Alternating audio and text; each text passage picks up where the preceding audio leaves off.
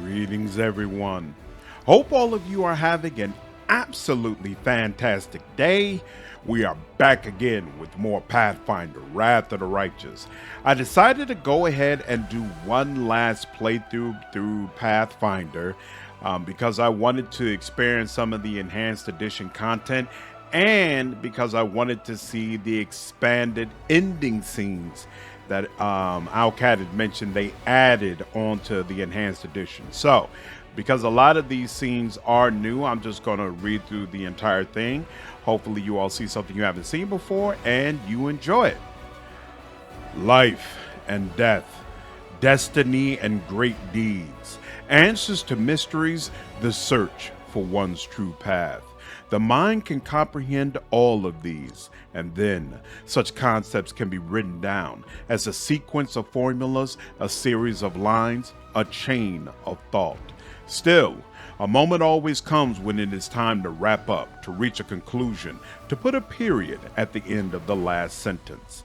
On the day of the great battle at the Threshold Fortress, a new name joined the divine pantheon of Galarian. Contrary to the laws of creation and the limitations imposed upon mortal kind, the individual once known as the commander of the Fifth Crusade attained greatness, power, and immortality. This new power was likewise assumed by both the commander's loyal companions and the writer of these words. We all receive might comparable to that of the heralds of demigods. Like the sun breaking through thunderclouds, a radiant bastion of good and order emerged in the darkness of the abyss, as the former realms of Baphomet and Dascari became the commander's realm. The commander's story became legend, one that was spread far and wide in the songs of bards. The tale fell upon the ears of many, those eager to convert to the new faith, and those who nursed ambitions of replicating the commander's achievement. It is no exaggeration, then, to declare that the commander's ascension on that day changed the world forevermore. The impact that the commander made upon the world was not confined to the elimination of the wound. Across all of Galarian, thousands of hearts were new aglow with the light of compassion. Songs and legends about the commander spread across nations and cities, giving hope to the despondent, urging people to help each other in times of need. The Holy Wardens preserved their brotherhood and would often launch raids against cultists and demons who still skulked about the land. The two seasoned paladins, Yanio and Beringer, came to enjoy each other's company, both in battle and in peace. Their age, similar personalities, and unusual fate brought them closer together. Whenever they appeared, they would always be followed by a crowd of young warriors and curious onlookers, all of whom craved to hear their stories or imbibe some of their wisdom and skill. Despite all of Qatar's efforts, word that he was alive quickly spread among the Sicorian refugees. It eventually reached the ears of his wife. She had grown old, but lived still, and one day, they met again under the stone tree after having spent almost 100 years apart. Eliandra, who had given almost her entire life over to duty, devoted herself to the revival of the former lands of Sicoris. Temples of Pelora and other Sicorian deities opened their doors once more, and the priests were eager to help heal the wounds of the people and the land. Galfrey joined her beloved and gained semi-divine power. She became his eternal partner, best friend, and herald. Galfrey's love, faith, and loyalty serves as the inspiration for numerous ballads and plays. Upon his return to Kenabris, Holron ranted and raved against those who had been governing the city in his absence. But contrary to all expectations, Holron's inquisitors were far less vicious than in days past. It seemed the time he had spent fighting in the Fifth Crusade had tempered him somewhat. The ward stones from the chain that once guarded the borders of Mendev were carefully disassembled. One by one, the angels that had been trapped inside returned to heaven to heal their wounded spirits and prepare for new battles against evil. The Lady in Shadow found a way to benefit from the situation by magnanimously accepting the warriors from the destroyed armies of Pathfinder and Discari. She significantly bolstered the might of the Midnight Isles. Few realized that the commander had effectively foiled Nocticula's plans with his decision to keep the passage between the Abyss and Galarian open. The Lady in Shadow began preparing her defenses in secret. She knew that sooner or later, invaders would appear in her realm, and it mattered not whether they would be demons or mortals. Baphomet was too cunning for his own good and died his final death. Rumors say that upon hearing of Baphomet's demise, Asmodeus permitted himself a satisfied chuckle that shook the halls of hell. The demon lord Discari died his final death, and his cult perished with him. His followers and demonic minions entered the service of Discari's sire, Pazuzu. Whether Pazuzu's terrifying rage stemmed from his offspring's demise or from his failure, none can tell. The spirit of the demon lord Nahindri was freed from the shackles of Nocticula's magic and went to the Rift of Repose, where, at last, it found blissful oblivion. The Midnight Isle that had been built upon Nahindri's remains sank into the waters of Ashir. The commander's escapades in Alashinra left a lasting impression on its denizens. Under Zeklex's management, the battle bliss gradually fell into decline. Audiences had grown bored of ordinary gladiator fights, and the Nahindrian League closed due to a lack of members. Realizing that his talents as an arena steward would never be appreciated in the Abyss, Zeklex sold the battle bliss and used the proceeds to relocate to Hell, where he finally found himself at home. The flesh markers had been ravaged, but it proved impossible to completely destroy them. After the commander left Alashinra, new slavers took over the stalls, and new shipments of slaves were chained to the platforms. Gristov, the envoy of the Pathfinder Society, took advantage of the situation and rose to the top of the slave trade. He sold demons to other demons and used the proceeds to buy the freedom of mortal slaves. He soon founded the first Pathfinder Lodge in the Abyss. Qatar returned to the Temple of Pelora's Fall, but not to resume his service to his goddess. With fire and steel, he cleansed the surrounding wasteland of the undead. And then, once he had honored the memory of the fallen defenders, he forever sealed the entrance to the temple and left, never to return. Gethsemane was true to her word. The Winter Sun clan left to the land of their ancestors. Once they had left the borders of the former Sarkoris, the clan split into several branches. One went to the wildlands of Numeria, others set off for free of Assyria. A small group led by Gamersha chose to travel to Ardoran, where they were lost among the many refugees fleeing other lands and other wars. The Winter Sun clan ceased to be. The Terabades were adamant about retiring from military service, leaving it all behind and escaping together. But urgent Eagle Watch business forced them to stay for a week, then for a month, then for many years. Even as Anivia cursed their lot, however, her eyes would shine with pride, for she was always the first to admit that Erebeth was not the kind of person who could just up and retire. The hand of the inheritor returned to the halls of his heavenly mistress. It was difficult for him to forgive himself for his transgressions and his fall, but there were still many places left throughout the multiverse where evil dwelt and injustice was being wrought, and the Herald of Iomade could not abide it. He picked up his sword again and rose to the defense of the weak and defenseless. The abyssal boy named Yorgis had intended to lead the material plane, but a conversation with the commander after the victory over the World Womb caused him to change his mind.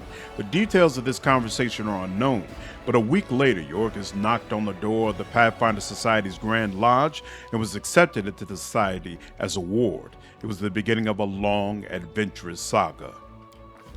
The commander's decision to destroy the Numerian device that he had captured in the Blackwater Can encampment had dire consequences. Free of the mechanism that inhabited and controlled it, the mysterious core of the device soon awakened and vanished in a flash of magical energy. Within weeks, Numerian hunters began to tell tales of a strange construct they had encountered in the mountains. It was the skeleton of a man of some sort, alien and incomprehensible, that had been built by people with hollow eyes. For many years, Venture Captain Hillor continued to wander Galarian in a hopeless attempt to hunt down his nemesis, the Spinner of Nightmares. His hunt ended on an old road in the River Kingdoms when Hillor saw a group of monsters attacking an innocent family. He managed to save only one of them, a young girl who had been orphaned on that terrible night. Hillor took her in and was forced to temporarily halt his search for the Spinner. This pause lasted a month, then a year. Abandoning his hopes of reuniting with Lori, Hillor found a new purpose in caring for another person. Over time, he was able to once again find joy and hope in life. Having rediscovered his own story, the storyteller renounced his fragile body to ascend to Pharasma's palace and become her usher. From that day onward, he took great care of the stories of all the souls that arrived at the court of the Lady of Graves. There, in the halls of the Lady of Graves, the storyteller met with the one who had been waiting for him, Kenny, thief of secrets, a Rescagal's prisoner, old friend, and well-meaning traitor, and never was their reunion more treasured. Ascension enhanced Seela's power, but did not change her character. The irrepressible warrior is frequently seen in the company of good gods, from Caden Kalian to Chaldera Zuzaristan. Rumor has it that Iomedae herself often honors her with heart-to-heart conversations and joint training sessions. The goddess enjoys reminiscing about her mortal days. More importantly, Seela never stops thinking or caring about the common folk in need of help. Not for a moment. Lan's ascension left him perplexed. He had intended to die in the war against the demons, but instead he was suddenly granted eternal life, and he had no idea what to do with it. After getting some advice from the commander, he made a to-do list. Go on a sea voyage, learn to read and write well, and, of course, defeat a few hundred more demons, just for old time's sake. Wenduog refused to ascend with the commander. She wished to walk her path alone, for solitude brings strength. After the war, the Huntress left the commander's service and, having cobbled together a band of ruthless mercenaries out of veteran crusaders, went to the River Kingdoms to conquer one of them for herself. For a handful of years, she ruled over a dozen villages, until the local lords joined forces to put an end to her reign. Ascension was a true challenge for Ember. For years, she had rebuked the good gods for doing so little to help mortals, but now she finally understood the burden of divinity. Realizing that even her new powers were not enough to save all who suffered, she went to heaven, to her grandma, the Imperial Lord Andaletta, and asked to be her apprentice. But she continued to visit the mortal world to aid the defenseless or to convince a villain to change their ways. Ascension opened up fascinating opportunities for Naneo. Now she could discover if a high priest of Iomedae could convert Numerian barbarians if he happened to be teleported into their midst. He couldn't. Discover how many women in Absalom screamed at the sight of a dead mouse on their pillow, approximately 34%, and see what two armies would do if all their weapons disappeared the night before the battle. They would make peace. Darren Arende, who had always despised piety in all forms, suddenly became an object of worship himself. Among followers of the rapidly growing Church of the Commander, the Count was the most popular associate of the new deity. He was the one most often pictured at the commander's side in religious paintings and reliefs, possibly because artists found the handsome Aasimar to be the most appealing subject. As for Darren himself, he solemnly swore never to answer a single prayer, and it seems he duly kept his promise. Woljif Jefto gladly accepted his semi-divine powers, since, as he told anyone who would listen, he deserved them. When he had to, he followed his chief everywhere, and whenever he had a spare minute, he descended to Galarian to steal whatever caught his eye, free a random tiefling from prison, or hide stolen property in one of the many stashes throughout Galarian. After the Ascension, Soseo went to Narvana to appear before Shelyn in person, but he did not stay long. Just as when he was a mere mortal, the servant of the goddess of beauty could not enjoy the peace of her fragrant gardens when blood was still being spilled elsewhere.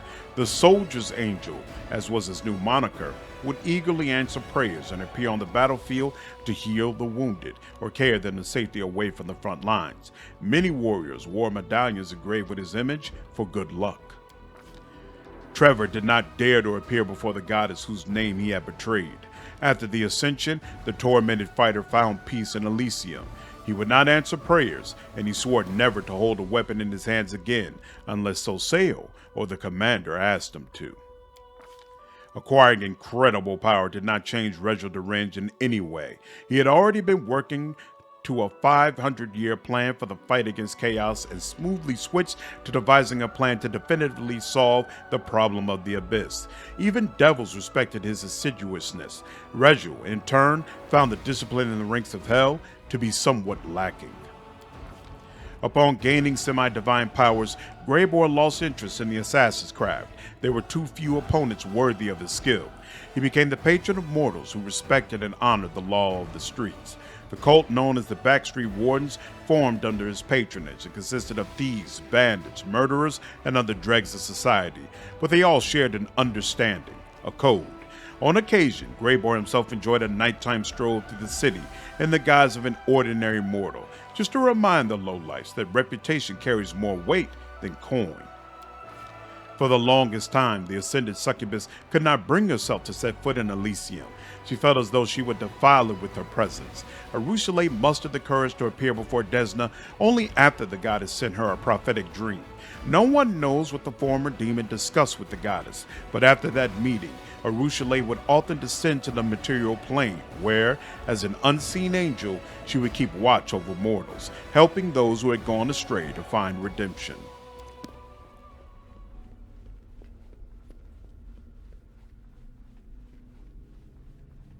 And what of me, the writer of these words? The half-demon witch known as the architect of the world wound. I gained more than I could have hoped. I achieved my purpose. I vanquished death. Untold might and all eternity lie ahead. How should I spend that eternity? I have not yet decided. But I know, from experience, I know that every moment is priceless if it is spent with the one who matters most to you. I have recounted the story of my life for you, Pharasma, Lady of Graves. Not only of my life, but of the Commander's also. I believe the tale of such an illustrious figure would pique even a goddess's curiosity. I have come here to say that he and I are no longer in your power. This is the last, most significant result of my transformation experiment. He is no longer within my power. This is true. Divinity has given him the right to decide his own fate. But you entered my boneyard to bring me these tidings. And it is within my power to unmake you, destroy you, and erase you from the cosmos. I wonder, did he anticipate such an outcome? Did he purposefully choose you to be his emissary? Intervene. You have no right to decide our fates, Pharasma. I have relayed my message. Farewell, Lady of Graves. We will not meet again. Their combined power has grown immensely, enough to almost rival my own. So be it.